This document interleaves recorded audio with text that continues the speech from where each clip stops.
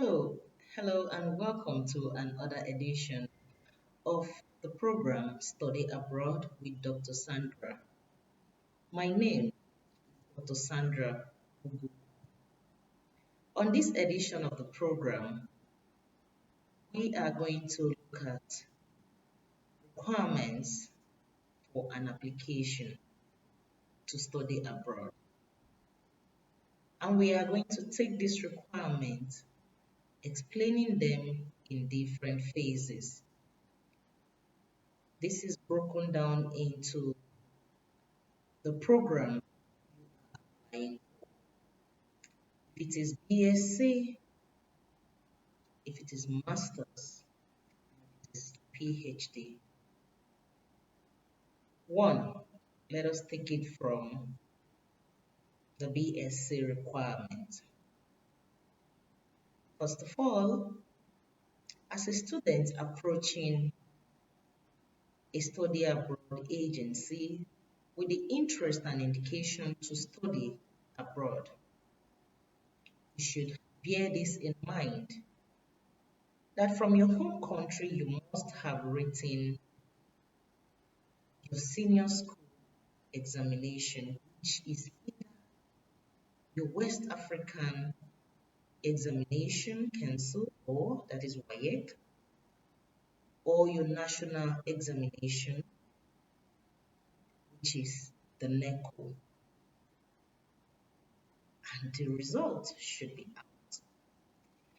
Now, having your WAEC or NECO, have a step forward.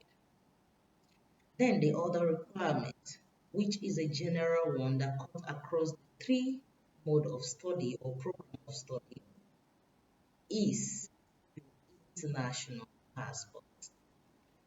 Of course, you need an international passport. And in the coming days, too, we are going to be discussing about how to get an international passport.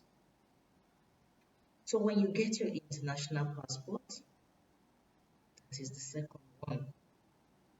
Also, from your school, you will need your SS1 to SS2 score sheet, which will serve as your transcript. So if you want to go abroad to do a BSc, your first degree, bear this in mind that you will be needing your SS1 to SS3 score sheet, which will serve as your transcript. Your WAEC or NECO result, whichever result you best prefer to use, but ensure that your grades are top notch. And after that, you will be needing also a statement of purpose or personal interest. What is a statement of purpose or personal interest? It is a write-up indicating why you want to study abroad, why leave your country to go and study elsewhere. You need to be able to prove this beyond reasonable doubt why you have the interest to go and study abroad. Also, this should highlight about yourself, who you are, and your background. Equally, this right should be able to indicate your financial background, the country you're going. Why do you like the country, the school? So why do you want to study there? Why the course you picked to study? Certain information that is required and a step-by-step approach on how to write this statement of purpose, personal interest, which your student counselor also needs to guide you. So you see why you need to work with the student counselor. Student counselor needs to put up a professional write-up for you, which will help you. Equally, you need a reference letter from previous workplace. If you have worked after WAEC, or if you haven't, you can get relative who can vouch for you to write a reference letter and sign it for you.